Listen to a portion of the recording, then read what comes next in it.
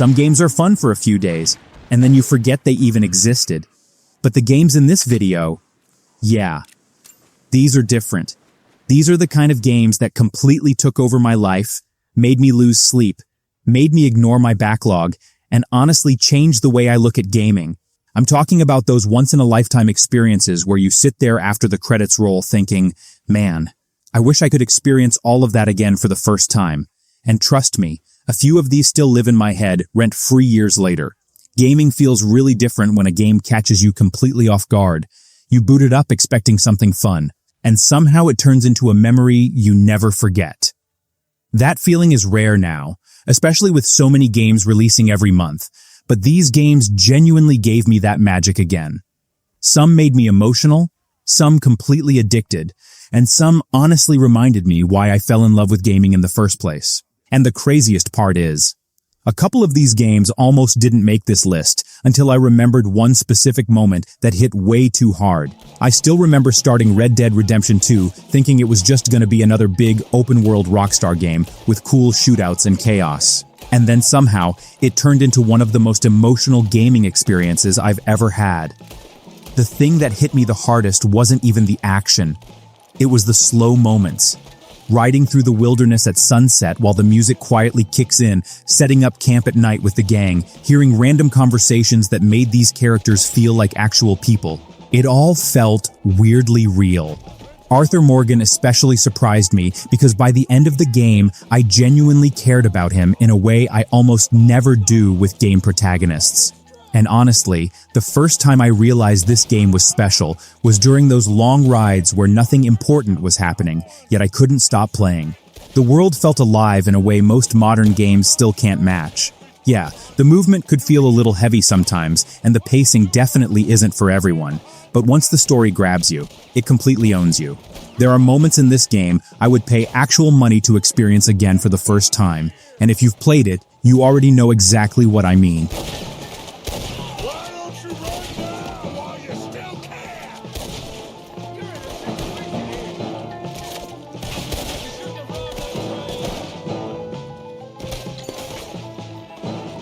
The first few hours of Elden Ring were honestly pure chaos for me in the best possible way. I walked out into the open world thinking I understood how this game worked, then got destroyed by a random knight on horseback like 5 seconds later. But that's exactly why this game became unforgettable. Every victory felt earned, every new area felt dangerous, and every time I thought I'd seen everything, the game somehow got even crazier. I still remember finding an underground city for the first time and just sitting there thinking, how is this even real? That moment genuinely blew my mind because the game kept rewarding curiosity in ways most open-world games don't anymore. There was no hand-holding, no constant talking, no map full of checklist nonsense, just you exploring this massive, mysterious world while slowly becoming stronger and more obsessed with what was hiding around the next corner. And the boss fights, some of them were so intense my hands were literally shaking afterward. Sure, the game can be brutal, and yeah, sometimes it feels like it absolutely hates you, but that struggle is exactly what makes the payoff feel incredible. Few games have ever made me feel that mix of frustration, fear, excitement, and satisfaction all at once. And somehow, this still isn't the craziest game on the list.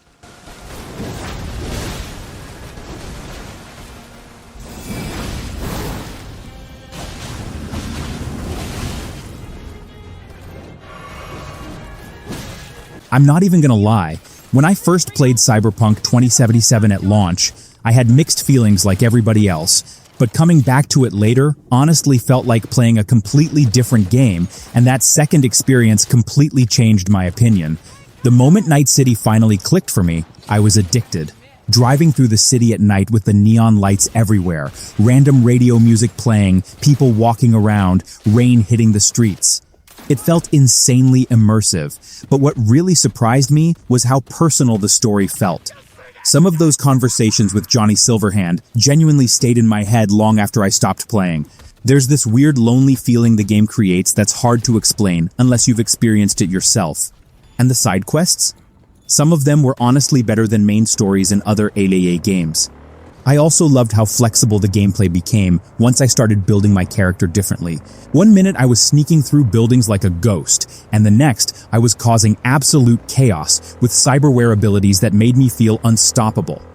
Yeah, the game still has a few rough edges here and there, but the atmosphere completely carries it. The first time I stood on a rooftop looking across Night City, I realized this was one of those games I'd never fully forget, and somehow, the next game gave me that exact same feeling, but in a completely different way.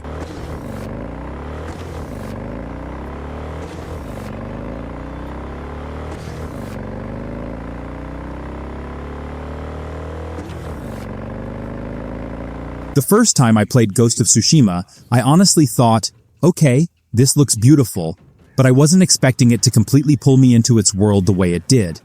Then a few hours passed, and suddenly I was ignoring fast travel just so I could ride through the island while the wind guided me to random places. That's the thing I loved most about this game. It felt peaceful and intense at the same time. One minute you're admiring these gorgeous golden fields and quiet forests, and the next you're in one of the cleanest sword fights ever put into a game. And man, those duels were something else. The sound design alone made every fight feel personal. I still remember the first time I perfectly timed a standoff and dropped enemies in seconds because it made me feel like an actual samurai movie character. But what really stayed with me was Jin's journey and how the game slowly forces you to question honor, sacrifice, and survival without constantly throwing huge speeches at you. It just lets the atmosphere and moments speak for themselves. Sure, some open-world activities got repetitive after a while, but honestly, I didn't even care because existing in that world felt relaxing in a way most modern games don't. There were nights where I planned to play for 30 minutes and ended up wandering around Tsushima for hours without realizing it. And trust me, one of the next games on this list made me lose track of time even harder.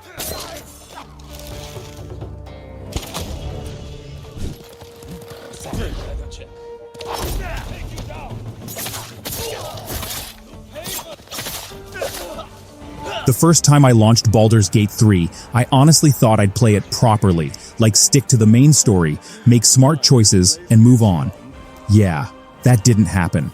Within an hour, I was already talking to random NPCs for way too long, failing checks in the funniest ways possible, and realizing this game doesn't really care about doing things one correct way. It reacts to you. That's what made it crazy special for me. Every decision felt like it actually mattered, even the dumb ones I made on purpose just to see what would happen.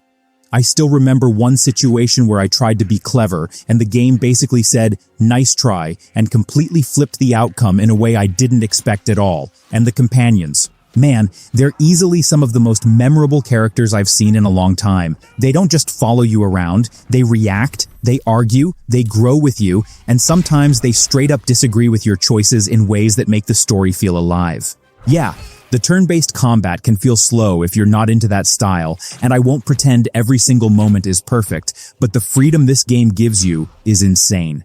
It feels like every playthrough is a completely different story waiting to happen.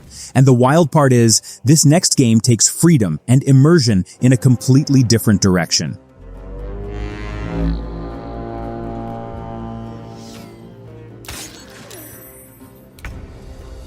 The first time I played God of War Ragnarök, I remember thinking I already knew what to expect because I played the previous game, but this one hit way harder than I was ready for.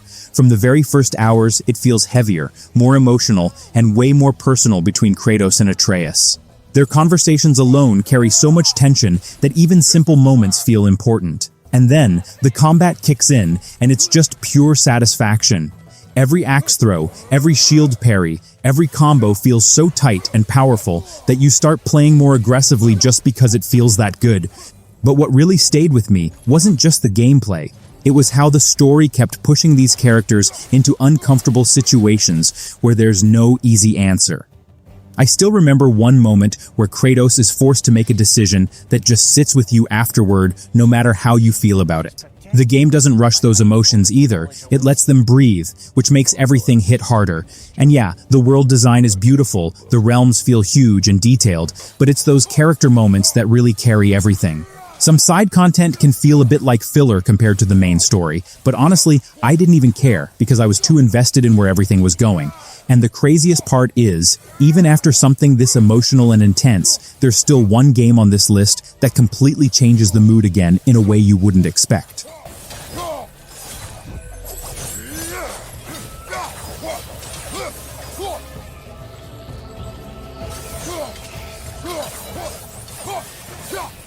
The moment I started Alan Wake 2, I could tell this wasn't trying to be a normal game at all.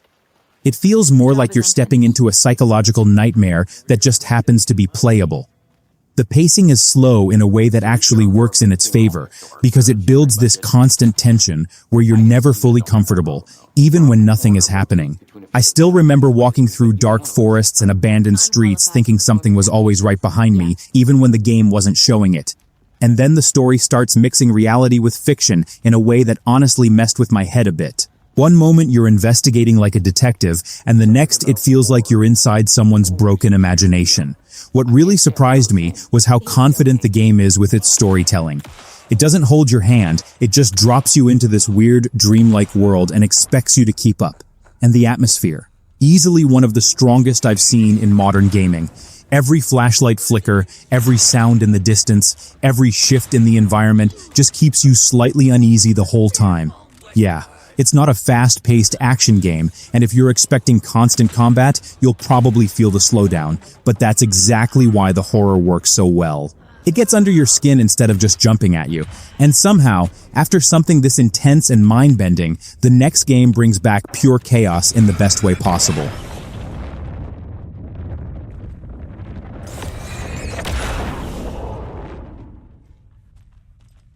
I still don't think I was ready for The Witcher 3, Wild Hunt the first time I played it. I went in thinking it was just another big fantasy RPG, and within a few hours I was completely lost in its world. What got me wasn't just the monsters or the combat, it was the side quests. I still remember doing what I thought was a small, random quest, and it turned into this deep, emotional story that stayed with me way longer than the main objective. That's when I realized this game doesn't waste your time at all. Every corner of the world feels like it has a story attached to it. And Geralt as a character. He's calm, serious, but somehow still feels human in the way he reacts to everything around him. The world itself is massive, but it never feels empty.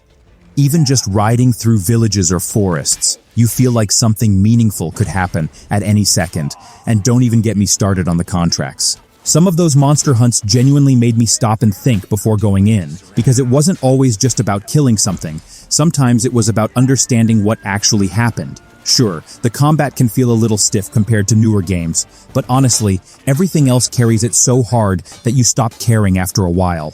I still think about certain choices I made in this game, and that's rare. And what's crazy is, even after all of that, there's still one game left that completely flips the tone again in a way you don't expect.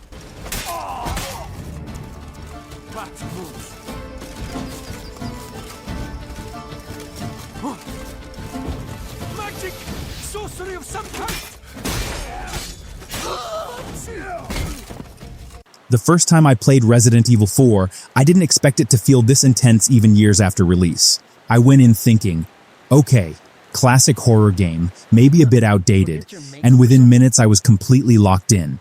That village fight at the start still hits different. You're low on ammo, surrounded, and every shot actually matters. I remember panicking the first time those enemies started breaking through doors like it was nothing. And that's the magic of this game. It never lets you feel safe for too long. What surprised me the most was how perfectly it balances action and horror. 1 second, you're carefully managing your resources, and the next, you're in a full-on chaotic fight trying not to get overwhelmed. Even the merchant somehow became iconic for me because every time I saw him, it felt like a small moment of relief before things got worse again. I also love how every area introduces something new that keeps you on edge, whether it's a new enemy type or a situation where you realize you're way underprepared. Yeah, the controls feel a bit old school compared to modern games, but honestly, that adds to the tension because everything feels more deliberate. Nothing is wasted here. Every encounter feels like a test. And the wild part is, after something this stressful and adrenaline-filled, the next game takes everything in a completely different direction and somehow still manages to stick with you just as much.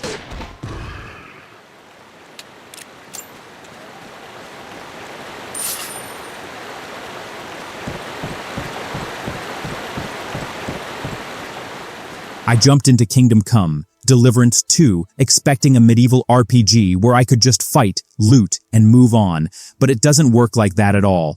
This game makes you feel like you actually live in that world, and at first, that was kind of overwhelming.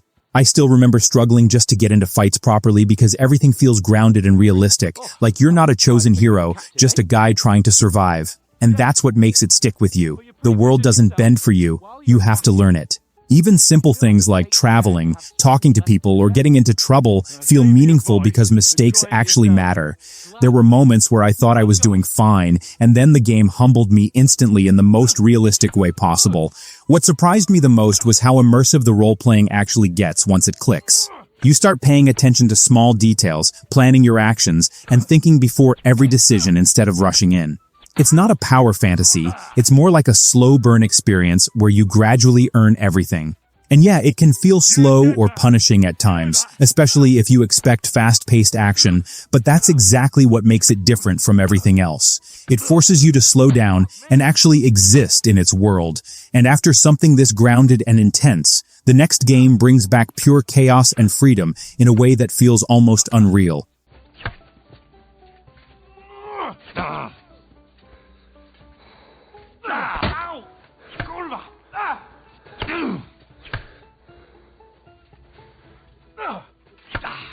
The first time I played Detroit, Become Human, I didn't even feel like I was playing a game in the usual sense. It felt like I was constantly making life or death decisions under pressure, and I didn't always realize how big those choices were until way later. That's what made it stick with me. I still remember one small decision early on that completely changed how the story played out hours later, and I was just sitting there thinking, wait, I did that. The game is basically built on consequences, and it never lets you forget it. What really pulled me in was how human everything felt, even though you're playing as androids. The characters don't just follow a script, they react to your choices in ways that feel personal, almost like you're responsible for their lives in a real way. And some of those moments get genuinely emotional, not because the game forces it, but because you feel like you caused it. I also loved how different every playthrough can be. You can talk to other players and realize they saw a completely different version of the story, which makes it feel like your choices actually matter in a way most games promise, but don't fully deliver. Yeah, it's more story-driven than gameplay-heavy, so if someone is expecting constant action, they might not connect with it the same way. But if you let yourself get pulled in, it stays with you for a long time.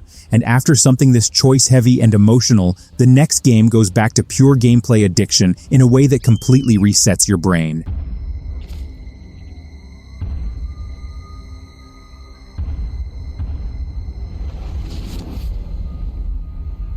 I still remember booting up Death Stranding for the first time and thinking, what even is this?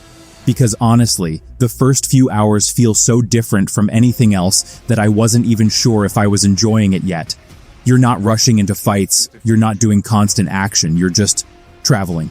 Carrying cargo through these massive, lonely landscapes while trying not to fall apart literally and mentally.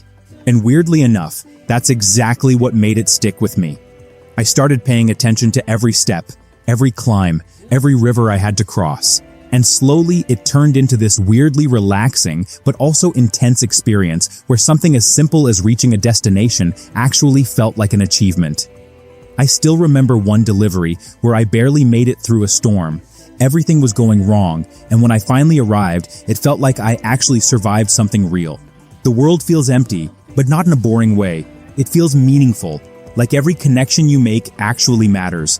And the way the game ties players together through structures and signs from other people is honestly one of the most unique things I've ever seen in gaming. Yeah, I won't lie, it's definitely not for everyone, and there were moments where I questioned what I was doing, but once it clicks hard. And after something this slow, strange, and oddly emotional, the next game brings back pure comfort and chaos in the best way possible.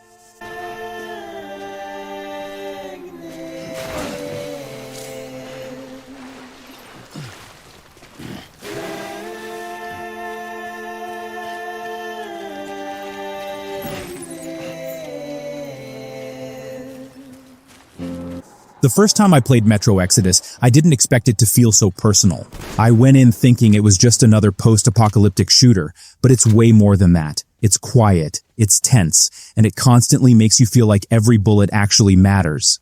I still remember leaving the safety of the metro and stepping into this massive ruined world where everything felt unpredictable. There's this weird mix of beauty and danger everywhere you go.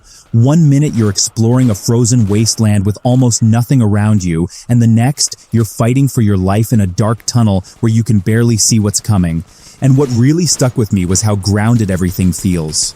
You're not just running and gunning, you're managing resources, checking your mask, listening carefully to every sound around you, because one mistake can ruin everything. The game also surprised me with how emotional the story gets, especially the bond between characters as you travel across different regions. It feels like a real journey, not just missions stitched together. Yeah, sometimes the pacing slows down a lot, and if you're expecting non-stop action, you might feel it, but that slower pace is exactly what makes the tension hit harder when things go wrong. And after something this heavy, isolated, and atmospheric, the next game completely changes the energy again in a way you don't see coming.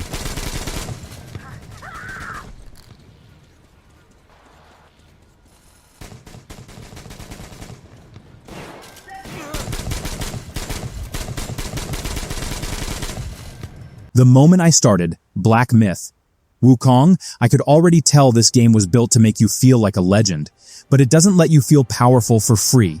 I still remember walking into my first major fight thinking I had it figured out and getting humbled instantly. The combat looks flashy, but it actually demands focus. Timing, dodging, learning enemy patterns, it all matters way more than I expected, and when it clicks, it feels insane.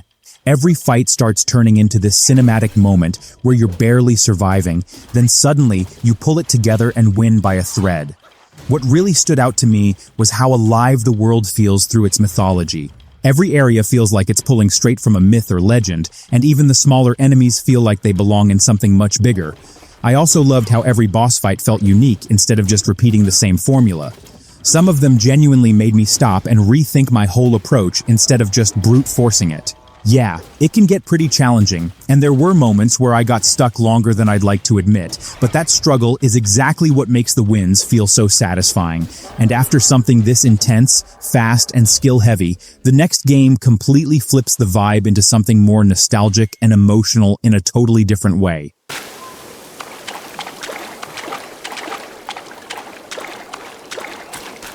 The moment I started Final Fantasy VII Remake, I honestly didn't expect it to hit me this hard. I went in thinking it would just be a modern remake of a classic, but it quickly turned into something way more emotional and cinematic than I was ready for. Midgar feels alive in a way that's hard to explain until you're actually walking through it. The streets, the slums, the music in the background, everything just pulls you in. And Cloud as a character surprised me a lot more than I expected. At first he feels distant, almost cold, but the more time you spend with him in the group, the more human everything starts to feel. I still remember certain story moments that completely changed the tone and made me sit there just processing what happened instead of immediately continuing. What really got me, though, was how the game mixes fast-paced combat with these emotional story beats. One moment you're in full action mode, dodging attacks and building combos, and the next, you're just sitting through a scene that actually makes you care about these characters on a deeper level. Even the smaller side moments between the party felt meaningful, like you're actually traveling with people instead of just controlling them. Yeah, some parts can feel a bit stretched out, especially if you're rushing through, but if you let the game breathe, it really sticks with you, and that's exactly what this whole list is about. These are not just games you play and forget, these are the ones that stay in your head long after you turn the console off. The kind of experiences you can't fully get back, no matter how many times you replay them.